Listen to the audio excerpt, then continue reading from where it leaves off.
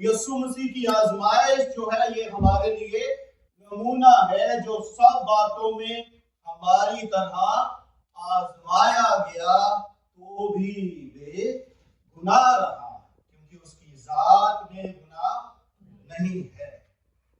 तो यीशु मसीह की आजमाइश का जो वाकया है वो हमें नजर आता है मत्ती की इंजील उसके 3 बाब के इख्तिताम से ये शुरू होता है। तो वहां पर जब यीशु बपतिस्मा लेकर पानी के पास से ऊपर जाता है तो उसके लिए आसमान खुल जाता है और खुदा के रूह को कबूतर की मानिंद अपने ऊपर उतरते और आते देखता है, और आसमान से ये आवाज आती है, ये मेरा प्यारा बेटा है जिससे मैं क्या हूँ, खुश हूँ। हम भी खुदा के बेटे हैं, हम भी क्या हैं, खुदा के बेटे हैं। देखना इस बात को है कि क्या खुदा हमसे खुश है। आदम जो था ये सबसे पहले खुदा का बेटा था, जिसे लूका की इंजील बयान करती है कि वो खुदा का क्या था, बेटा था, और वो खुदा की सूरत और शबीह पर था। बेटा जो होता है वो बाप की सूरत और उसकी शबीह पर होता है। लेकिन हम देखते हैं कि इस बेटे ने बहुत जल्द जो है वो नाफरमानी की और अपने टेस्ट में जो था वो फेल हो गया, और खुदा इस बेटे से खुश नहीं हुआ।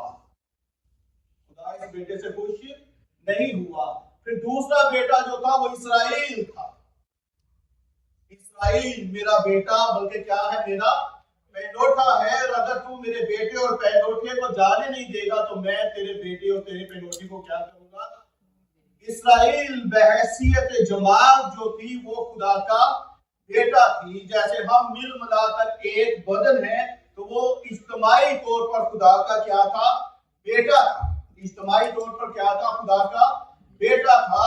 और उस बेटे को जब मिस्र से निकाला गया तो वहां पर उसे रूह बख्शी गई, और कहा गया है कि खुदा ने उसे क्या डाली, उसके अंदर अपनी रूह डाली। क्या डाली उसके अंदर, अपनी रूह डाली। मैं फिर से आपकी याद दहानी के लिए इस हवाले को पढ़ूंगा, इस नाजुर में उसका जानना जरूरी है। यसाया उसका 63 बाब और उसकी 10वीं आयत से मैं पढ़ूंगा, उसकी 12वीं आयत तक लिखा है।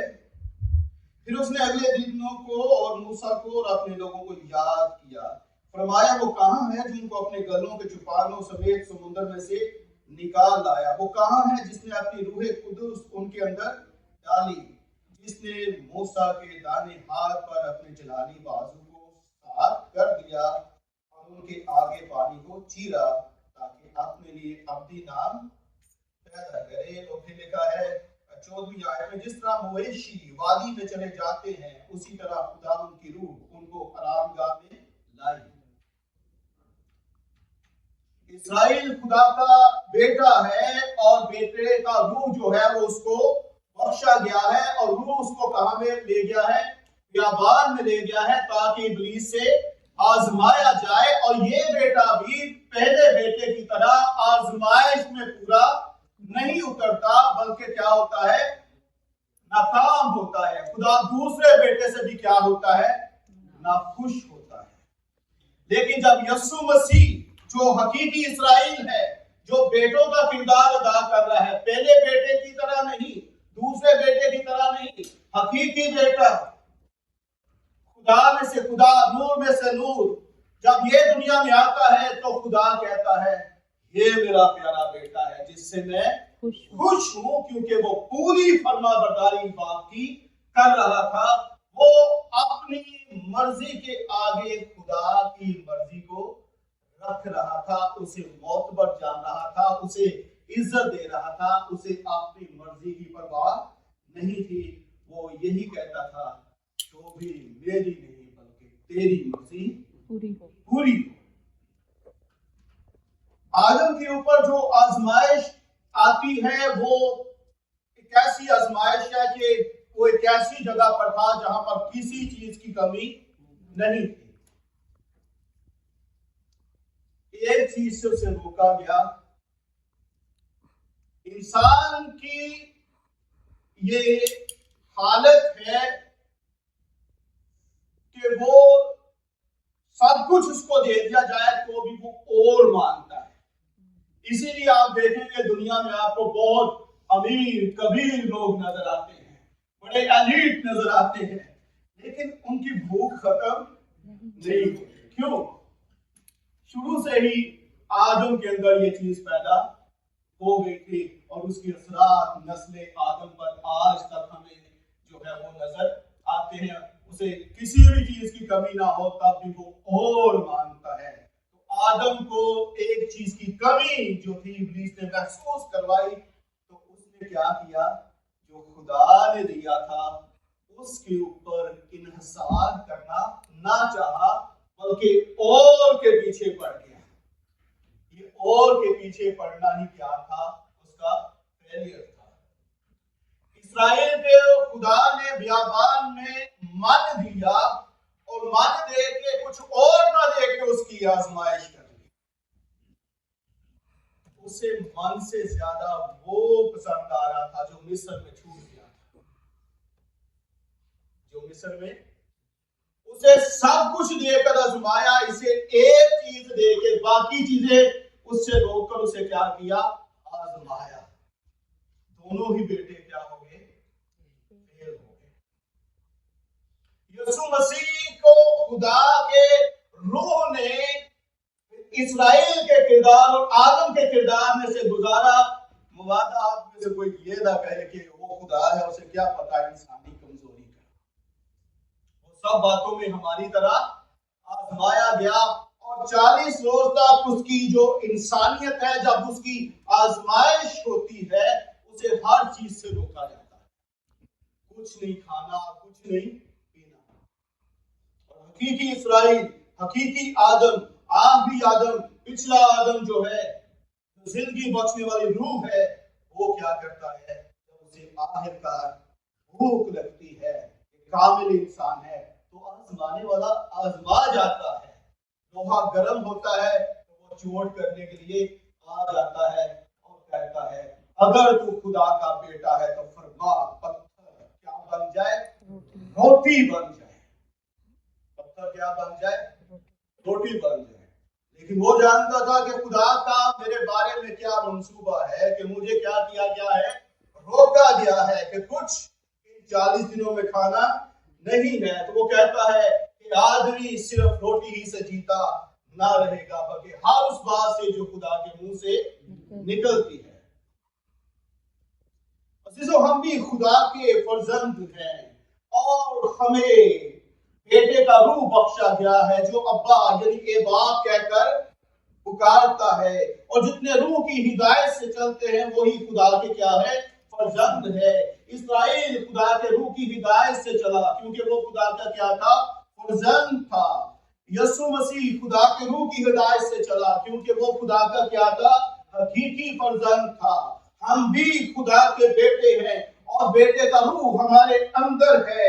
और अब हमें किसी बादल के पीछे, देखिए, बादल की हिदायत में चलने की जरूरत नहीं, बल्कि रूह कुछ की हिदायत हमारे अंदर मौजूद है जो कहते हैं रूह की हिदायत से चलो तो जिस्म की ख्वाहिश को हरगिज पूरा ना करोगे। हमारे लिए भी ये चैलेंज है बतौर बेटे के। इन दिनों में जब हम 40 रोजों में से गुजर रहे हैं, चैलेंज है कि क्या हम अपनी जरूरी नीड्स के आगे खुदा के कलाम को रखते हैं या अपनी नीड्स को। बड़ा चैलेंज है हमारे लिए। यीशु मसीह हमें क्या नमूना देके गया है?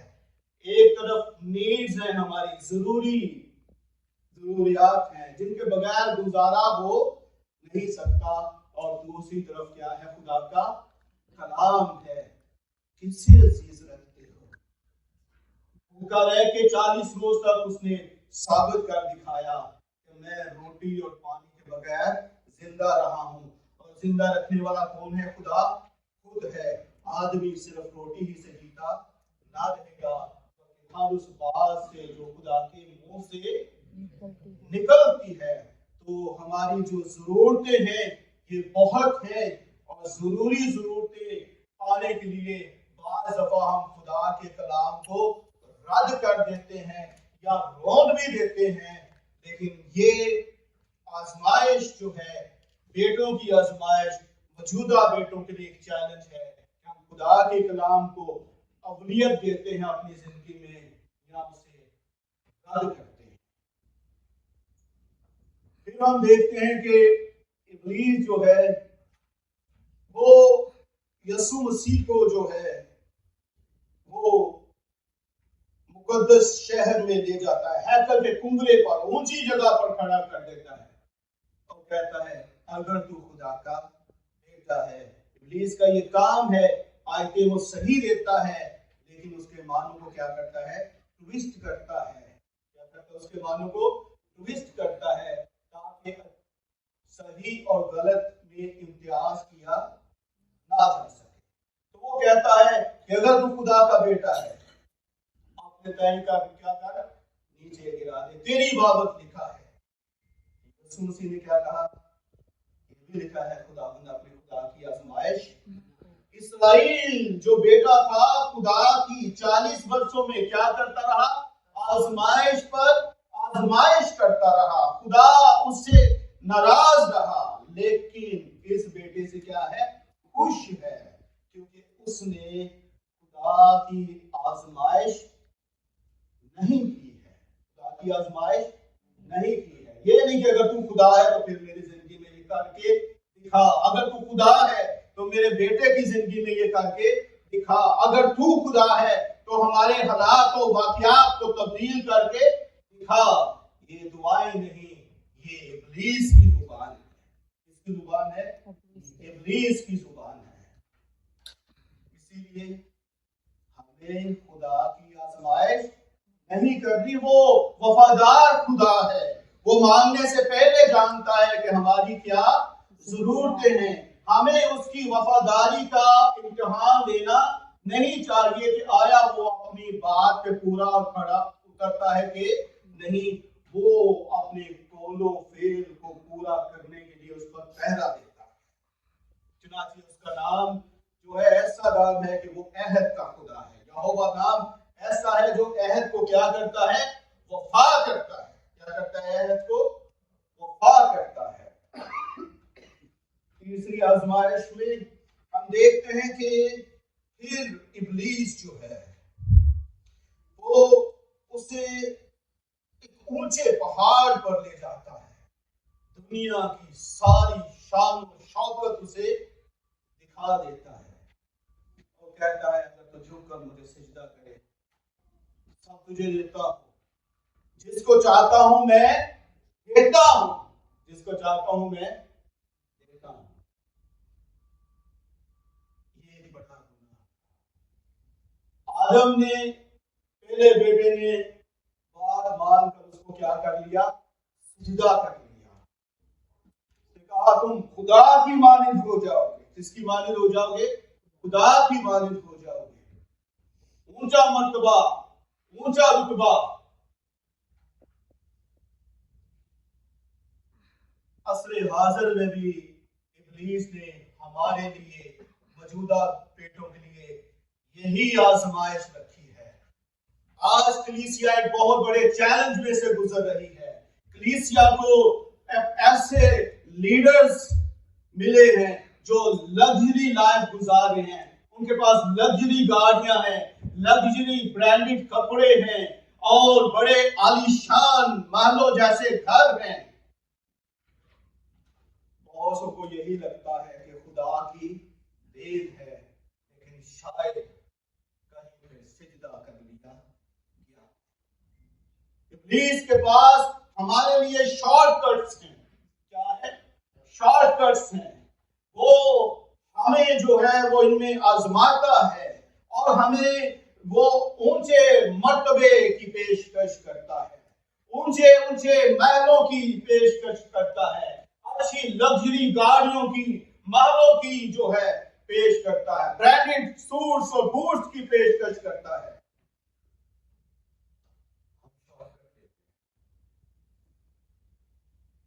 बहुत से लोगों को खुदा ने दिया होगा, खुदा देने पर कादिर है, लेकिन बहुत से ऐसे भी हैं जिनको इब्लीस ने कलीसिया के लिए आजमाइश बना रखा है और वो उन्हीं के नक्शे कदम पर चल रहे हैं। इब्लीस क्या करता है? शान और शौकत दिखाता है। क्या दिखाता है? शान और शौकत दिखाता है। इसीलिए हमें जो है वो मना किया गया है कि हमने उसे सिजदा नहीं करना है। जब हम शान और शौकत, इज्जत, दौलत के पीछे भागते हैं तो इसके अंदर छिपे हुए इब्लीस को हम आइडेंटिफाई कर नहीं पाते। इस्राएल ने जो बछड़े को, लोहे सोने के बछड़े को जो सजदा किया था, दरअसल वो इब्लीस को सजदा था। किसको सजदा था? आदम जो है वो फेर रहा कि खुदा के मकदस में से, अदन में से सांप को ना निकाल सका जिसके ऊपर उसका क्या था? इख्तियार था। इस्राएल अपने अंदर से उन बुतों को ना निकाल सका जिनके अंदर इब्लीस होकर क्या कर रहा था? काम कर रहा था।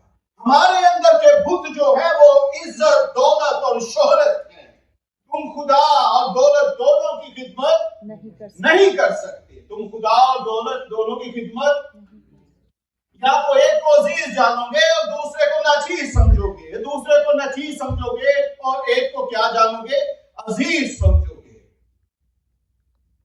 इसीलिए याकूब के खत में याकूब जो है वो रूह की हिदायत से कलीसिया को लिखता है कि जिना करने वालियों, क्या तुमको मालूम नहीं कि दुनिया से दोस्ती करना खुदा से दुश्मनी करना है? दुनिया से दोस्ती करना खुदा से क्या है? दुश्मनी करना है। जिना करने वालियों, जिना का औरत इस्राएल को तब कहा जाता था जब वो खुदा को छोड़कर दूसरे के पीछे चलती थी। तो यहाँ पर जो दुनिया है, जो उसकी दौलत है, जो उसकी शोहरत है, जो उसका आला रुतबा और मर्तबा है, यही बुत है जिसमें इब्लीस छुपा हुआ। इसीलिए दुनिया से दोस्ती करना खुदा से क्या है? दुश्मनी करना है। और अब मैं खुदा को दोस्त बनाता हूं कि दुश्मन। और फिर कहता है तुम पर अफसोस, तुमने आखिरी वक्त में क्या किया है? जमा किया है। इसीलिए मौजूदा बेटों के लिए ये क्या है?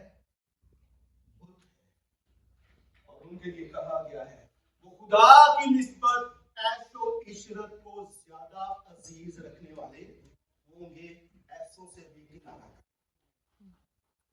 यानी ऐसे मजहबी टीचर से जो खुदा की निस्बत दौलत को, इज्जत को, शोहरत को, लग्जरीज को अजीज रखने वाले हों, ऐसों से भी क्या करना? किनारा करना। ये लग्जरीज किसकी तरफ से है? इसीलिए हर एक की दौड़ इसकी तरफ लगी है। सुबह होते ही उसे खुदा ने यही याद आता है और वो इसी की तरफ भागता है। यीशु मसीह सब बातों में क्या है? हमारी तरह आजमाया गया। उसकी जिंदगी जो है वो हमें ये सिखाती है कि जितने में खुदा ने रखा है उतने में क्या रहो? राजी रहो, खुश रहो। पहला तीमुथियुस उसके 6 बाब में लिखा है कि जितने में खुदा ने रखा हुआ है उसमें क्या रहना? खुश रहना है। यानी दीनदारी किनायत के साथ बड़े नफे का क्या है? जरिया है। किनायत का मतलब है जितने में खुदा ने रखा है उसमें राजी रहना। आदम को जितने में खुदा ने रखा, सब चीजें देके एक की कमी रखी, वो उसमें भी राजी नहीं हुआ। इस्राएल को एक चीज दी, बाकी में उसे महरूम रखा। खुदा ने जितने में रखा वो राजी। यीशु मसीह को सब चीजों से महरूम कर दिया, उसमें भी राजी रहा। उसमें भी क्या रहा? राजी रहा। जितने में भी खुदा हमें रखे उतने में हमने क्या रहना है? राजी रहना है, खुश रहना है। इससे बड़ा मर्तबा और रुतबा कोई नहीं है। हाँ, मैं बनाया गया मेरे वास्ते जेड़ा वो है जगह सोनी सुथरा हिस्सा राजी रहे जहां पे खुदा ने रखा है, पुलपट पे रखा है, यहाँ पे इंस्ट्रूमेंट्स पे रखा है, वर्शिप पे रखा है या इंतजामिया में रखा है, जहां पे भी रखा है राजी रहो। खुदा का गिफ्ट, किसका गिफ्ट है? खुदा की नेमत है।